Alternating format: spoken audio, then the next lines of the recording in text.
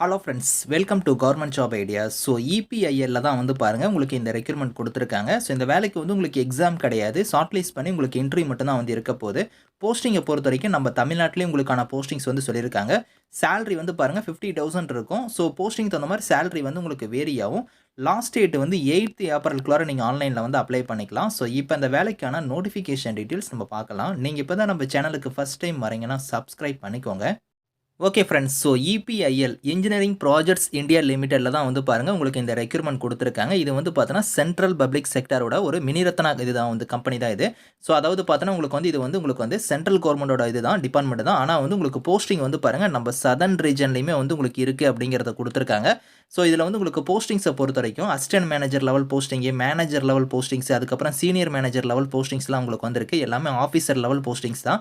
Assistant மேனேஜருக்கு நீங்கள் apply பண்ணுற மாதிரி இருந்தால் 40,000 வந்து உங்களுக்கான சேலரி வந்து வரும். இது இல்லாமல் உங்களுக்கு அலவன்ஸ்லாம் வந்து இருக்கும். 22 வேகன்சி கொடுத்துருக்காங்க. அந்த வேகன்சி எல்லாமே கம்யூனிட்டி வைஸாக வந்து இங்கே பிரேக்கப் பண்ணி கொடுத்துருக்காங்க. ஸோ எந்தெந்த கேட்டகரியில் போஸ்டிங் இருக்குன்னா உங்களுக்கு சிவில் டிபார்ட்மெண்ட், அதுக்கப்புறம் electrical, mechanical, finance, legal category கொடுத்துருக்காங்க. ஸோ அந்தந்த ரீஜனுக்குமே வேகன்சியுமே இங்கே வந்து உங்களுக்கு அலாட் பண்ணியிருக்காங்க.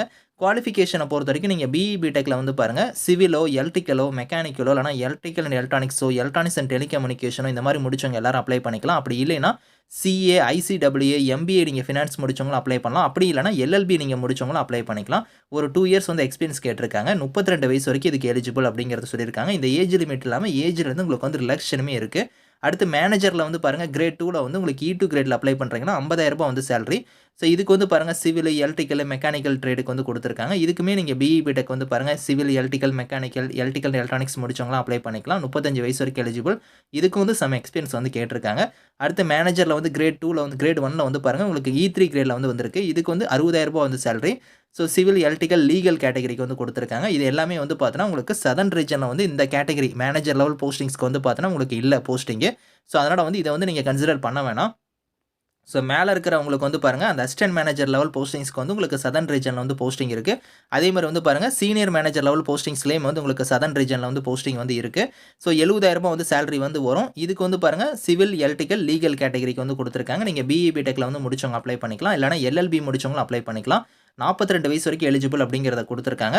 ஸோ இந்த இதில் வந்து எந்தெந்த இதில் வந்து உங்களுக்கு எக்ஸ்பீரியன்ஸ் வந்து இருக்கணும் அப்படிங்கிறத வந்து பார்த்தோன்னா ஒரு டிபார்ட்மெண்ட்டுக்கும் தனித்தனியாக இங்கே கொடுத்துருக்காங்க. இந்த ஃபீல்டில் வந்து உங்களுக்கு வந்து எக்ஸ்பீரியன்ஸ் வந்து இருக்கணும்.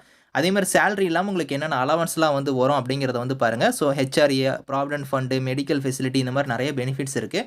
ஏஜை பொறுத்த வரைக்கும் நான் சொன்ன பார்த்தல அந்த ஏஜ் லிமிட் இல்லாமல் எஸ்சி எஸ்டியில் வரவங்களுக்கு 5 இயர்ஸ் வரைக்கும் உங்களுக்கு ஏஜ்லேருந்து ரிலாக்ஷன் இருக்குது. ஓபிசியாக இருந்தால் உங்களுக்கு 3 இயர்ஸ் வரைக்கும் இருக்குது. பிடபிள்யூடியாக இருந்தால் 10 இயர்ஸ் வரைக்குமே வந்து அந்த ஏஜ் லிமிட் இல்லாமல் உங்களுக்கு ஏஜ்லேருந்து ரிலாக்ஷன் வந்து இருக்குது அப்படிங்கிறத கொடுத்துருக்காங்க. ஹவு டு அப்ளைல வந்து பாருங்கள் epi.gov.in இந்த வெப்சைட்டில் வந்து நீங்கள் ஆன்லைனில் அப்ளை பண்ணுற மாதிரி இருக்கும். Last date of online application வந்து பாருங்கள் 8th ஏப்ரல் தான் வந்து உங்களுக்கு வந்து லாஸ்ட் டேட்டு. அதுக்குள்ளார நீங்கள் அப்ளை பண்ணுற மாதிரி இருக்கும். ஸோ ஸ்டெப் பை ஸ்டெப்பாக நீங்கள் உங்களோட டாக்குமெண்ட்ஸ்லாம் கரெக்டாக ஸ்கேன் பண்ணி நீங்கள் வந்து இதில் வந்து அப்லோட் பண்ணி நீங்கள் ஆன்லைனில் வந்து அப்ளை பண்ணிக்கலாம் அப்படிங்கிற மாதிரி கொடுத்துருக்காங்க. ஸோ இதுக்கு வந்து உங்களுக்கு எப்படி வந்து செலெக்ஷன் இருக்க போகுதுன்னா எக்ஸாம் அந்த மாதிரி எதுவும் கிடையாது. எப்படி செலெக்ஷன் இருக்குன்னா பர்சன்டேஜ் ஆஃப் மார்க், அதுக்கப்புறம் உங்களோட எக்ஸ்பீரியன்ஸ் இதெல்லாம் ஃபாலோ பண்ணி உங்களுக்கு வந்து ஷார்ட் லிஸ்ட் பண்ணுவாங்க. ஷார்ட் லிஸ்ட் ஆகிறவங்க எல்லாத்துக்கும் வந்து பாருங்கள் இன்டர்வியூ மட்டும் தான் வந்து இருக்கும் அப்படிங்கிற மாதிரி கொடுத்துருக்காங்க. ஸோ இன்டர்வியூ வந்து பார்த்தோன்னா 1:5 ரேஷியோ படி உங்களுக்கு வந்து ஷார்ட் லிஸ்ட் பண்ணுவோம் அப்படிங்கிறதையும் சொல்லியிருக்காங்க.